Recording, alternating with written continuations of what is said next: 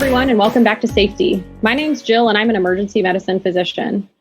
On this episode, we're going to be talking about a topic that might be a little triggering for some of our listeners, so trigger warning inserted here, but one that I think is really important and we just can't ignore. And we want to address the topic of sexual assault.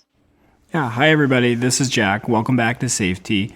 Yeah, sexual assault, it's such a broad topic, and it's definitely one of those topics where I feel like I've heard about it much more than I used to like 5 years ago, but I still don't feel like we talk about it enough. Agreed. I think sexual assault is something that happens way too often, and probably more often than most people even realize, but it's definitely happening more often than is ever reported, so we're still pretty scared to talk about it. Why do you think that a lot of sexual assault is underreported? I think one reason is it's really kind of a blurred line regarding exactly what constitutes sexual assault. A lot of people know the common definition and it seems pretty straightforward, right? But it's actually pretty complicated and not everyone shares the same definition of what sexual assault actually is and what it means. Many of the perceptions surrounding what actually constitutes sexual assault are clouded by a person's bias and cultural upbringing. Yeah, I guess I never thought about it that way with cultural biases and the fact that people may view sexual assault differently. And, it's certainly not a black and white issue. Why do you think these differences exist? I think one reason is actual sexual assault. It's more than just rape, right? So a lot of people know, and that's the first thing that they think about is clearly rape is sexual assault, but there's many other forms that we'll talk about later today in our podcast. Also, a lot of people have biases about sexual assault that are really deeply rooted in history.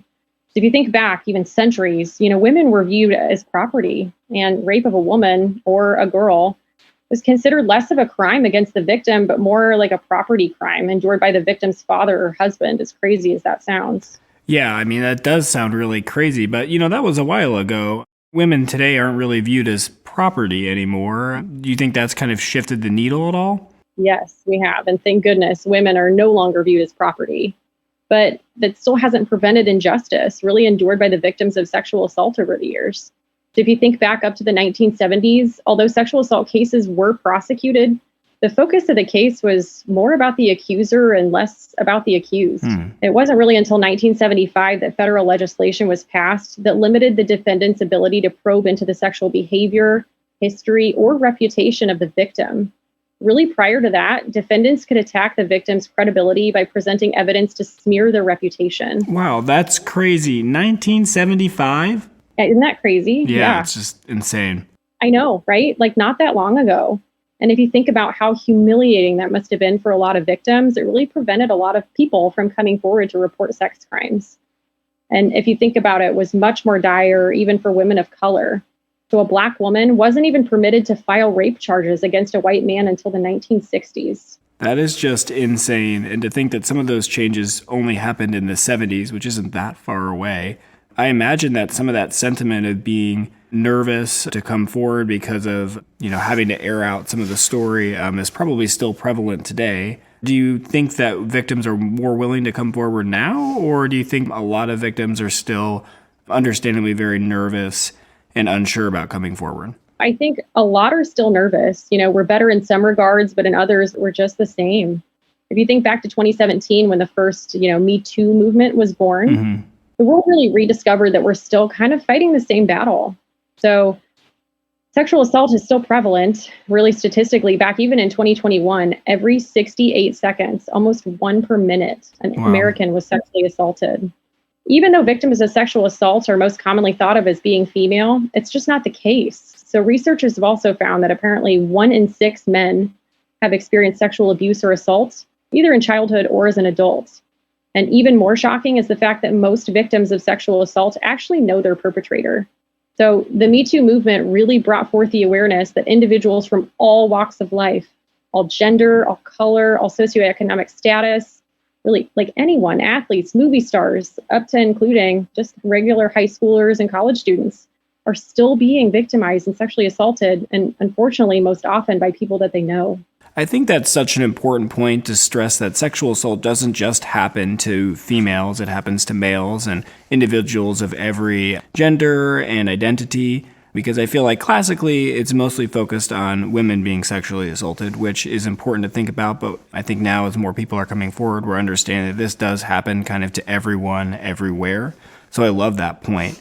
I think it's also important for us to actually define what sexual assault is and kind of who made that definition. And how does this look to our high schoolers and our college students who are listening to this podcast? So I think that is a good point that you make, Jack. And I think we should start by talking about Title IX, and that'll maybe give us a little bit more background. So Title IX is a federal legislation that prevents educational institutions that receive federal funding from discriminating on the basis of gender or gender identity. Wrapped into Title IX are the definitions of sexual assault. And this includes non-consensual sexual contact, like touching, kissing, up to and including non-consensual penetration or intercourse, so actual sex. Now, the problem is that the concept of consensual is not always shared by both parties involved. Yeah, Jill, I am a doctor, but after listening to your definition, I know I'm definitely not a lawyer because I feel more confused than when we began. Let's just try and break it down a little bit. What does consensual really even mean in this context? So consensual and consent kind of go hand in hand.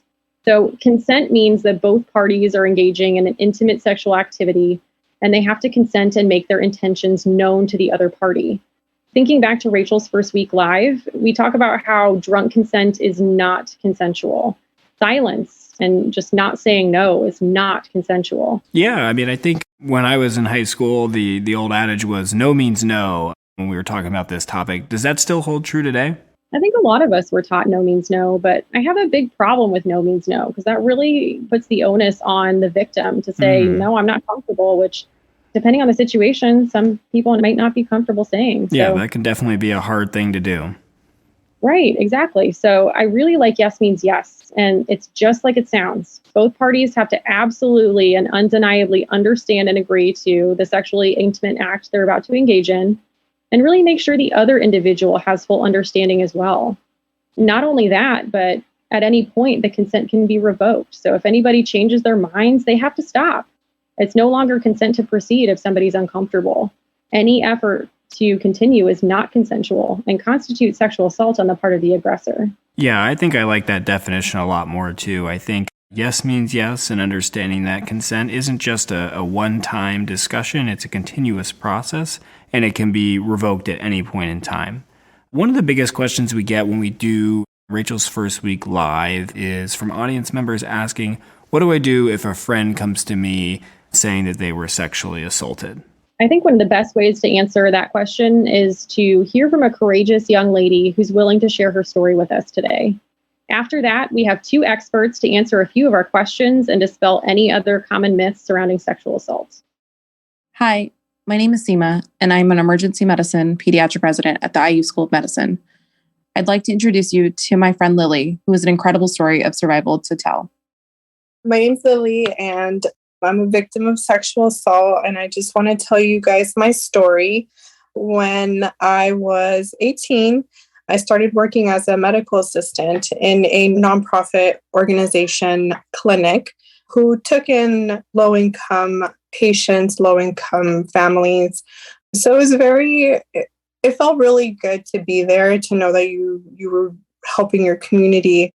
I grew up in a very Latino household where women are supposed to be very modest and doctors are just held in such high regard. You go to the doctor and you thank him profusely, and he's just this great person. Initially it started very, It started very innocent. And it's kind of what I call and know now that it's, that whole grooming behavior. They're very kind to you. They're very nice.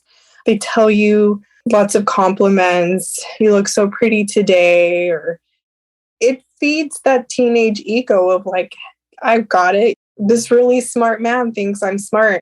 And it slowly started turning into just a little bit more. Next thing I knew, he's telling me all of these things, in my neck, telling me, oh, you look so pretty today. It's just getting closer and closer. In the distance between us is getting smaller. Like he's just starting to whisper things in my ear and making you feel like you're just this important person. And I'm 18. And it's this doctor telling me I'm this great person. And it makes you feel important. It makes you feel special. It makes you feel like, oh my gosh, this person, he has in education. He's older. He knows what he's talking about. You slowly start realizing that the behavior is just not okay. It slowly starts turning more into calling me into inappropriate moments. It would be with patients in rooms sometimes, and he'd be making just obscene gestures while the patient's not looking. And when I was exiting a room or something, he'd be sticking his hand down my shirt. It's amazing because I worked there for about 3 months and he was only there once a week. And towards the end, I remember thinking, I don't want this person to come in. I don't want to see this person anymore. Because I knew that when he came in, like, I was just going to be uncomfortable all day. And it was almost like, what is he going to do next? He's already done this. He's already done that. He's already putting his hand down my shirt. Like, it was so blatant to the point that I'm sure some of my coworkers must have seen something. So did you leave the job? What happened? I was fired, which is fine. Like, I can't even tell you what a sigh of relief that was. My manager actually said, like, that they believed I had a relationship with him. Instead of saying, like, hey, are you okay? You're only 18. Instead of saying, like, are you okay? They were like, no, you're having sex with this person and you're consenting and you're disgusting. And that's not okay. So we're letting you go. You know, it was very vilifying to me instead of him, which is crazy to me. But at that time, I just remember feeling like I couldn't tell anyone. I had a boyfriend and I couldn't tell him. I felt so guilty. I carried so much guilt about it because it felt like it was my fault, like I had invited it because I had allowed him to slowly start telling me these things.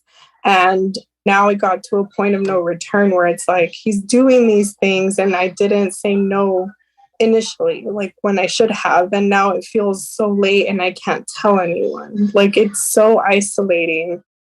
For the longest time, I actually feel like I just blocked a lot of it out and didn't deal with it afterwards just because I felt, like I said, so guilty. I just felt like if I told my boyfriend, he'd be upset. And if I told my coworkers, they'd believe the rumor that was going around that I was dating this man. There's nothing you can do about it because you feel powerless. There's this man who, he's a doctor. He's in high regard at the clinic that you work at. And you're what? You're a medical assistant. No one's going to believe you. Did you tell your parents or did you try to convince your coworkers differently? No, not at all. There was huge parts of me that felt like I couldn't say anything because he was my superior. He was someone that I worked under. So I thought that the best thing to do at that time was just to stay quiet. I didn't tell anyone, not even my best friend at the time. No one's going to believe you, you know? So you just feel very isolated. You feel very scared to even say anything. And you just kind of almost accept it. And it's so bad. What are some of the warning signs that someone is being too aggressive or their motivations are not pure?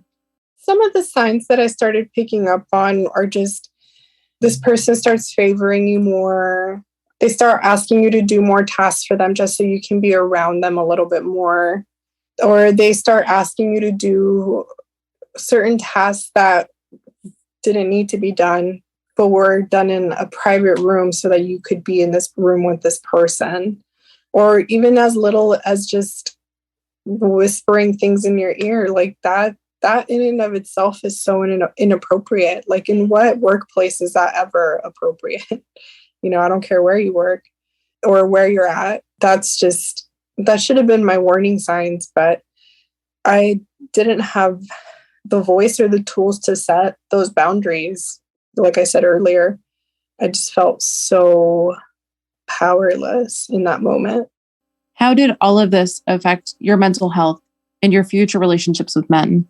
I was so naive to a lot of things. And like I said, I think at that time, I kind of just blocked a lot of it out and didn't actually deal with what happened. Like, I think I actually just mentally put a block on it and was like, nope, I'm not going to think about it. Nothing happened. I didn't do anything. I kind of convinced myself I wasn't happy at that job anyways.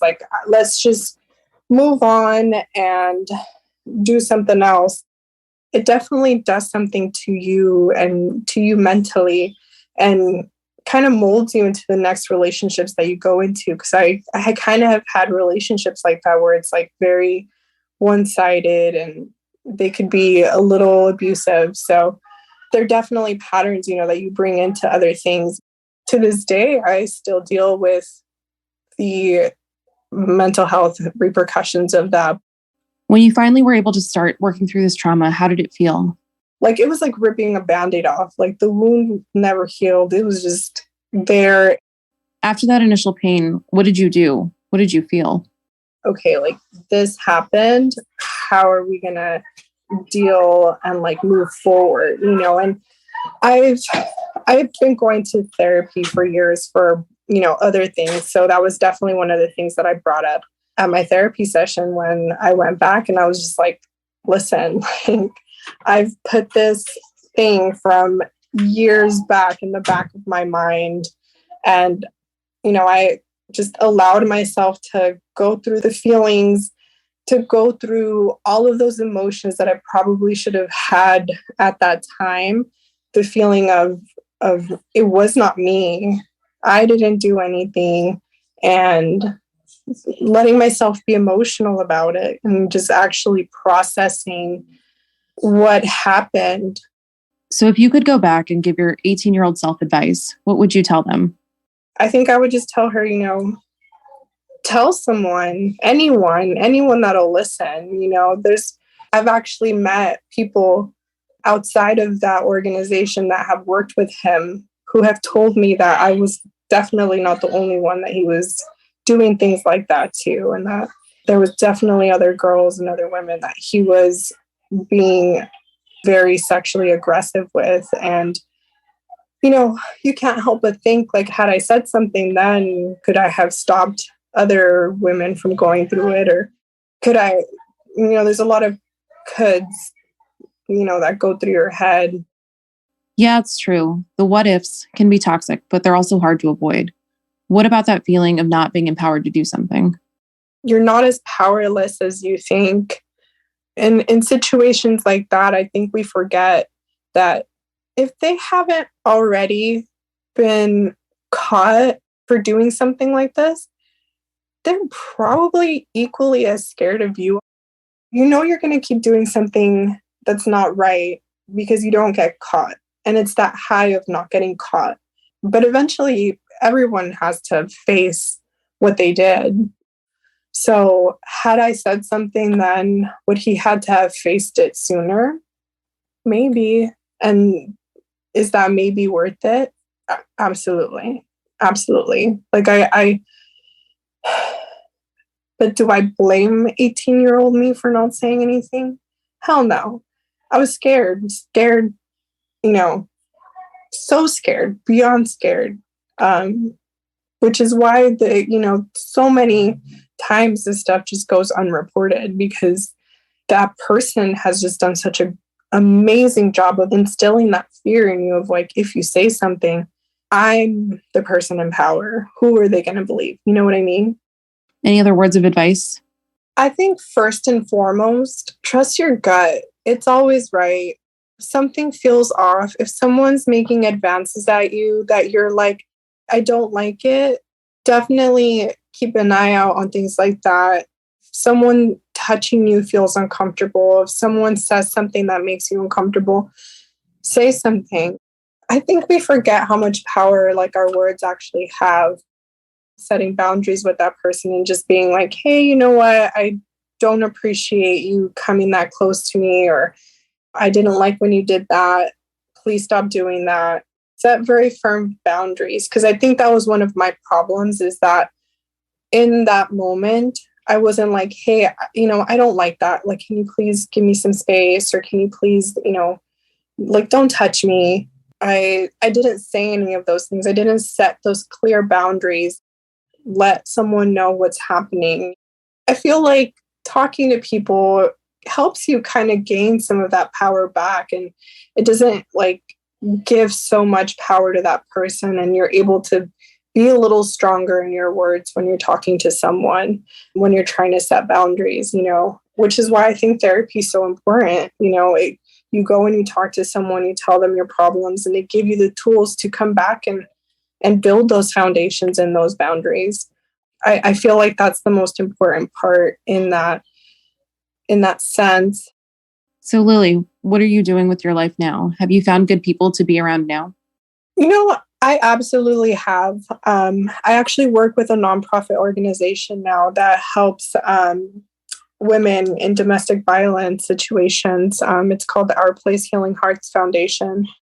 And we basically work with the underserved LA community for women who are in domestic violence situation looking to leave. We provide them with interim housing, baby needs, food, clothing. So that has just been such touching and amazing work. And knowing that, I look back on all of this stuff and I remember thinking how incredibly alone I felt and wishing that there was someone there for me.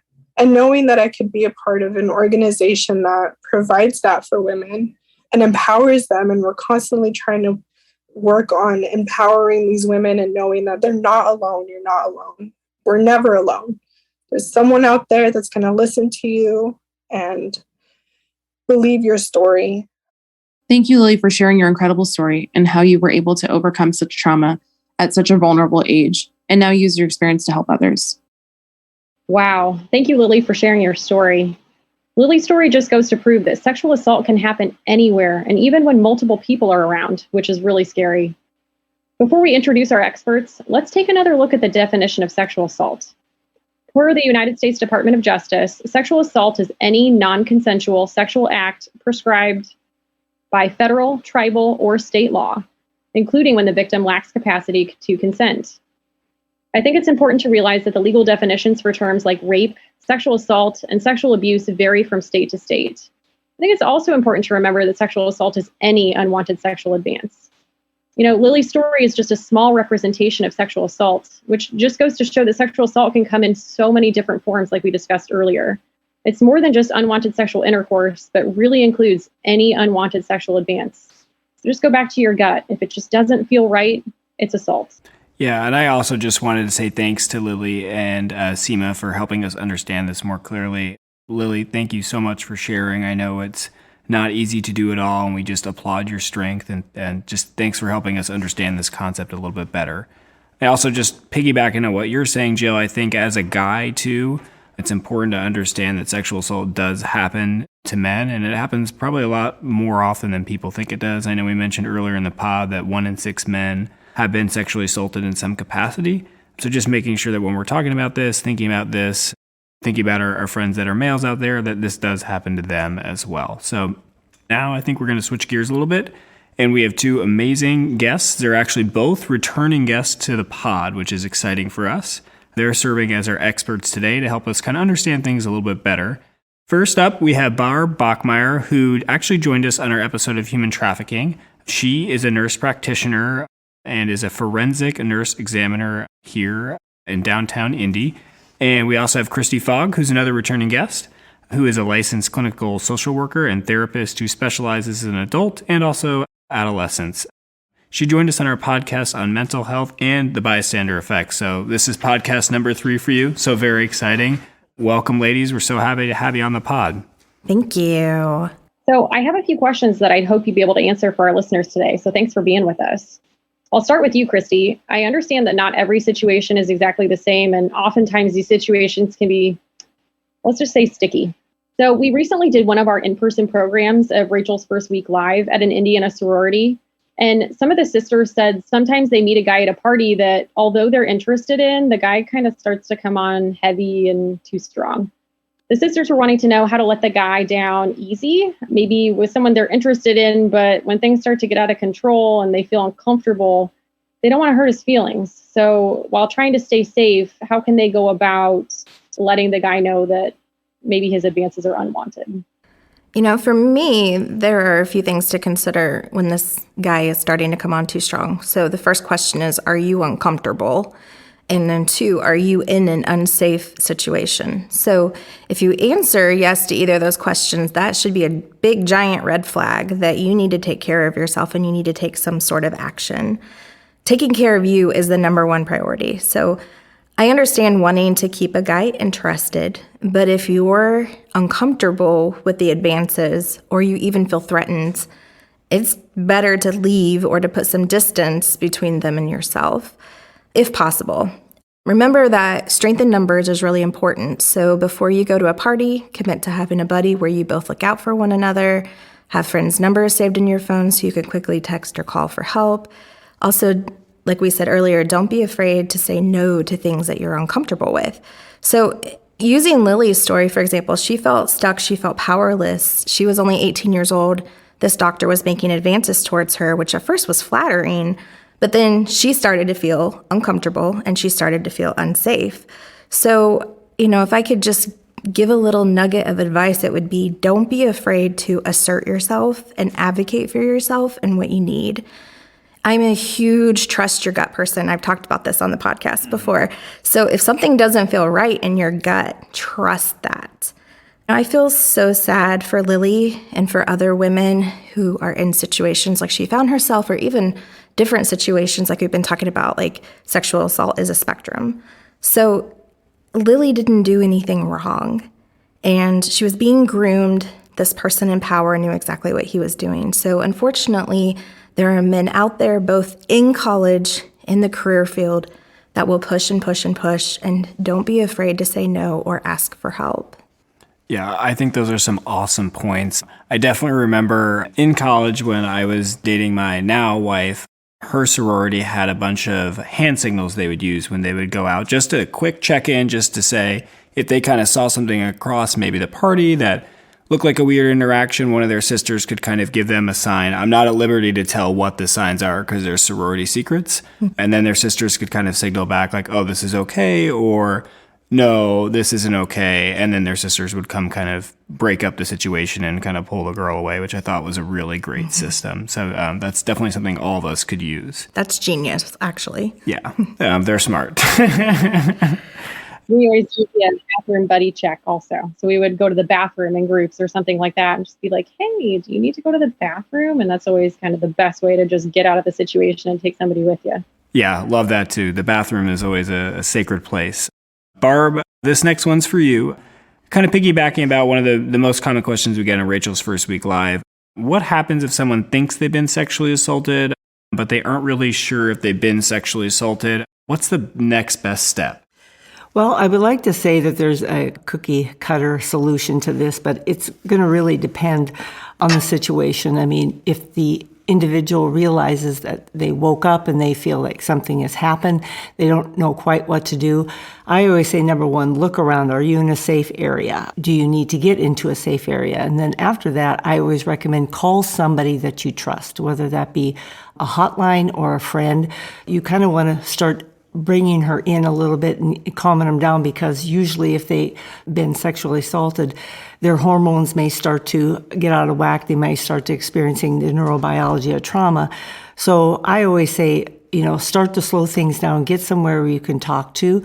I think that it's always important that you call, especially a friend, to accompany you if you do decide to go get evaluated. But I'm a big advocate. Obviously, I'm a healthcare provider.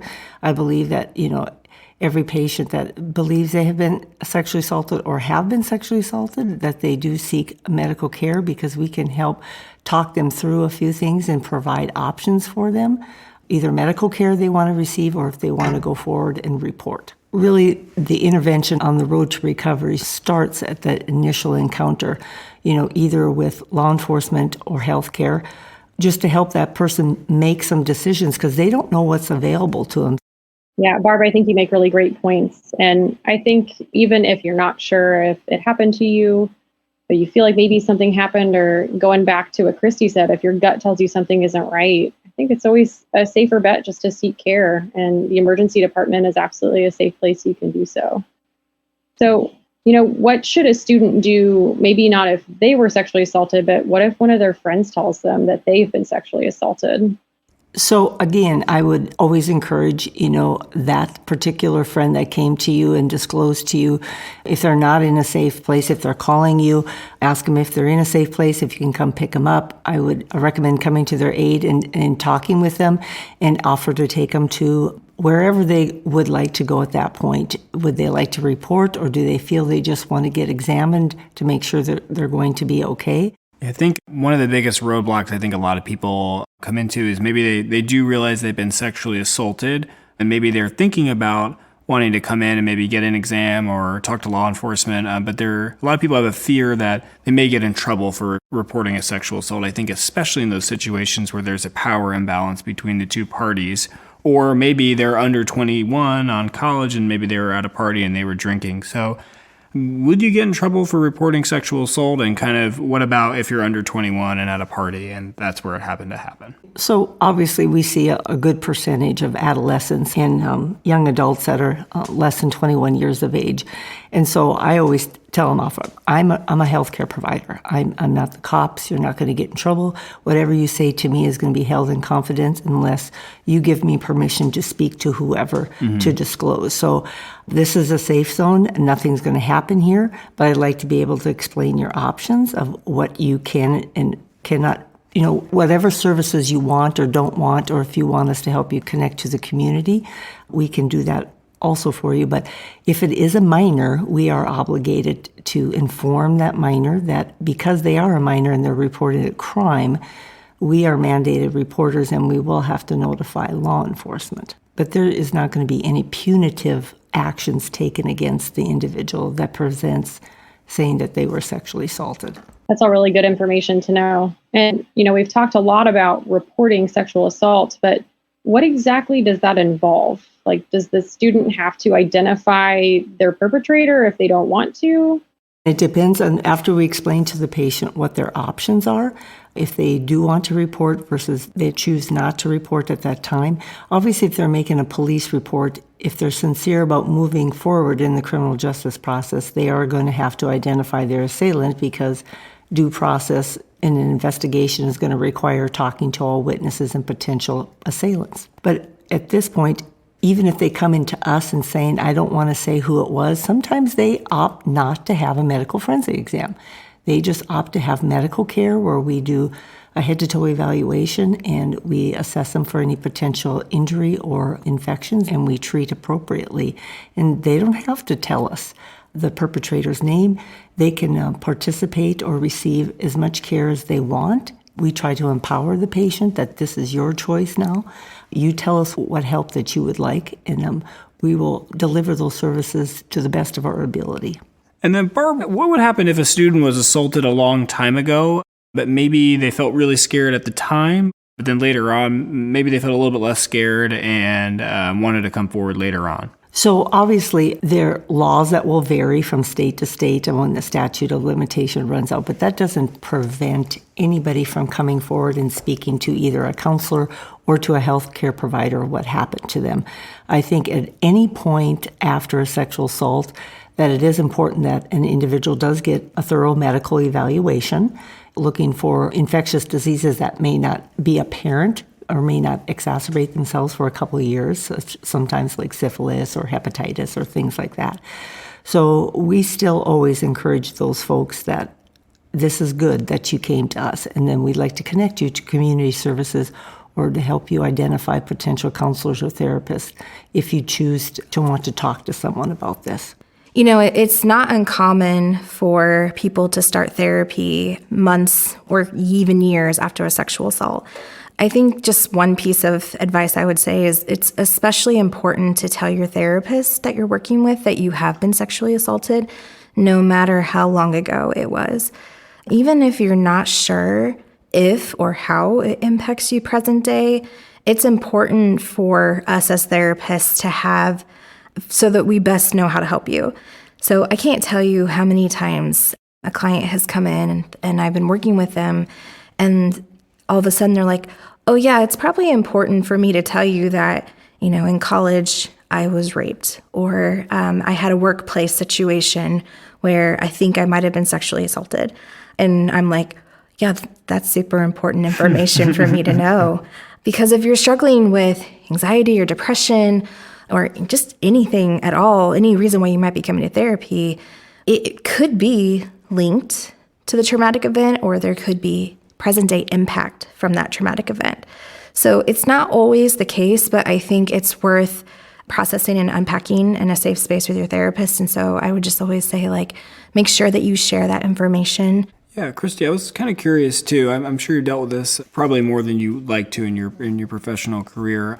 What do you think is the biggest hurdle for kids maybe in high school or in college and just getting in the door for therapy? Because I'm sure a lot of them want to get into therapy, but it can be a kind of intimidating place as somebody who's gone to therapy myself. So what do you think of is the biggest hurdle that they face, and how do they get over it?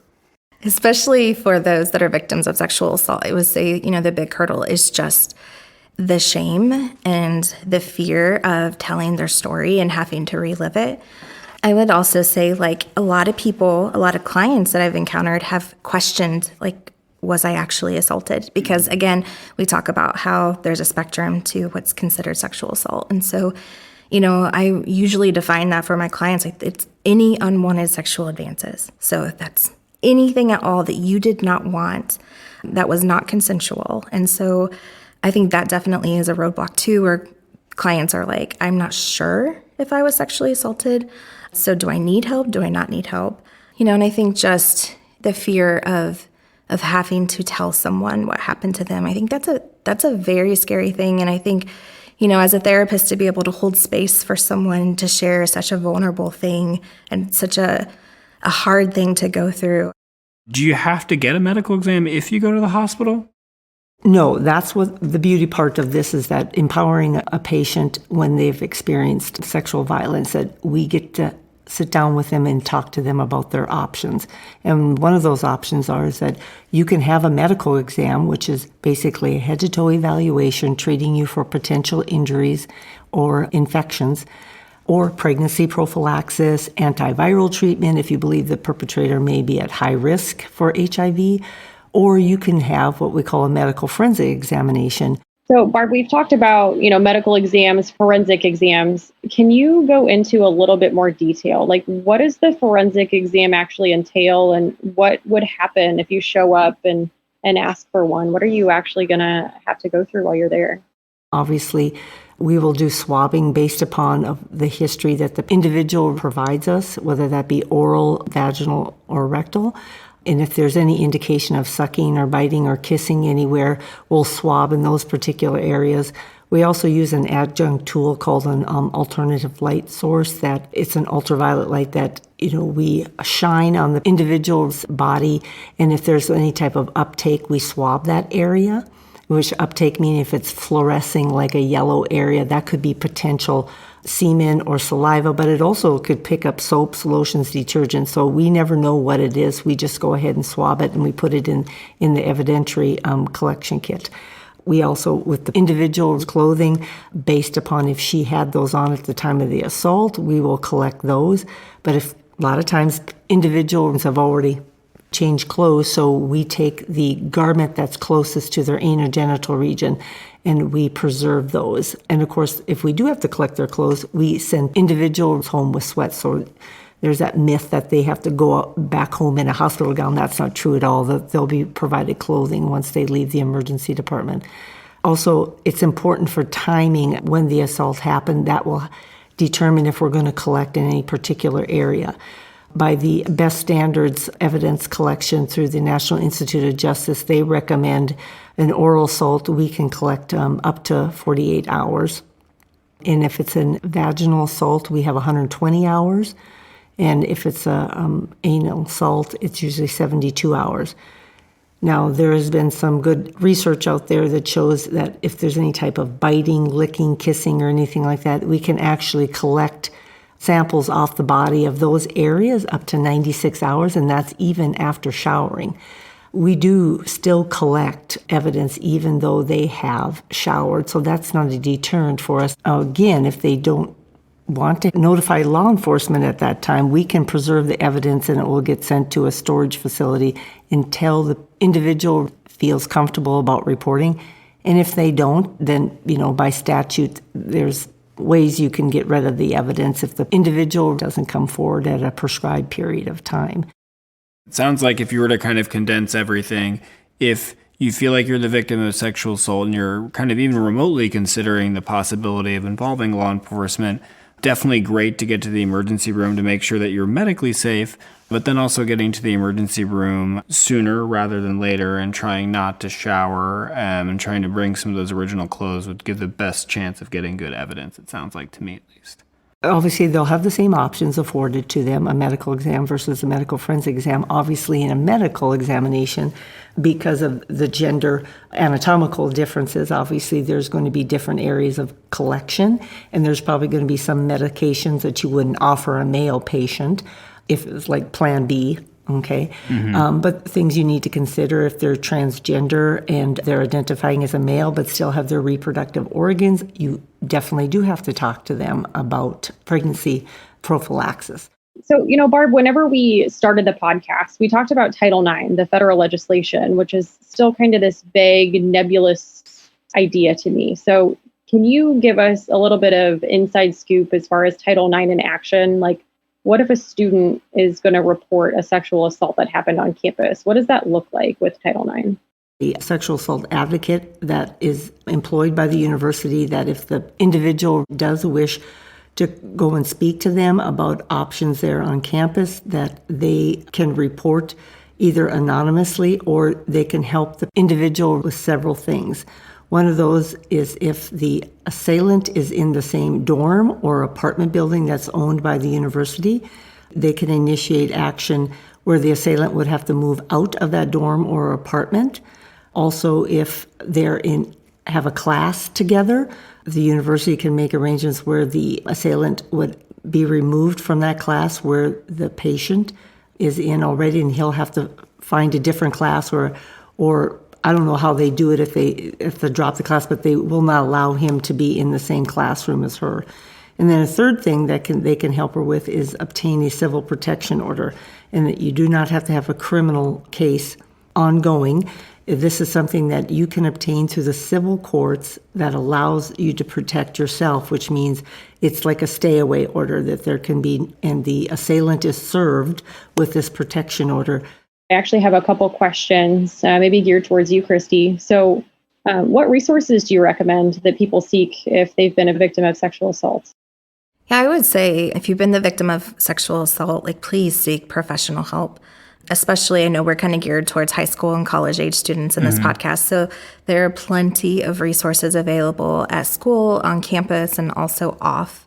Your school counselor is a therapist. They can help you process the assault and the impact of the assault. So sometimes victims of sexual assault can develop PTSD, which is post-traumatic stress disorder, symptoms afterwards. And so let me just kind of tell you briefly what that can look and feel like. So PTSD symptoms include reliving the event, sometimes through nightmares or flashbacks, having physical symptoms of anxiety. So your heart races, you're sweating, you can't focus, you can't turn your mind off. You may avoid situations that remind you of the event.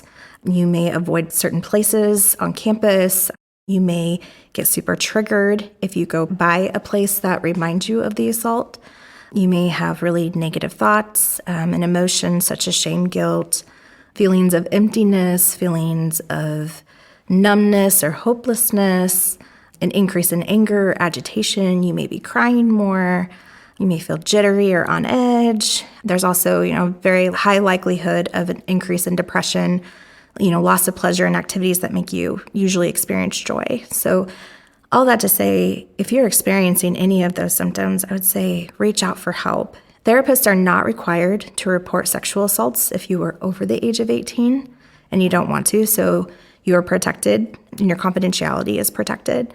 And there are specific trauma therapies available that can help people who are victims of sexual assault. So one is EMDR, another is brain spotting. CBT can also help.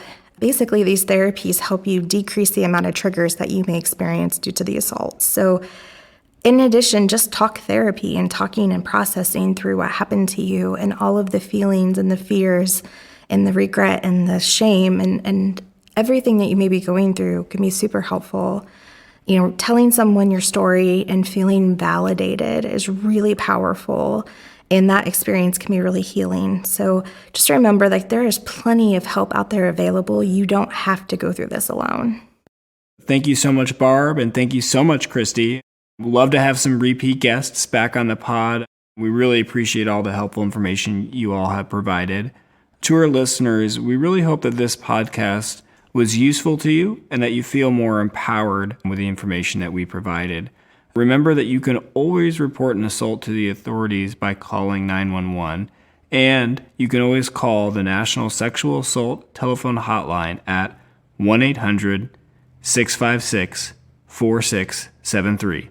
In addition to 911 and the National Sexual Assault Telephone Hotline, you can always go to your nearest emergency room, somewhere on your college campus, or even just talking to a close friend that you trust. Just know that no matter what, if unfortunately sexual assault does happen to you, you're not alone, and it's not your fault, and there's a lot of great resources out there that can help you get through this. Or if you just need to help a friend out who's going through something, you can help provide these resources to them.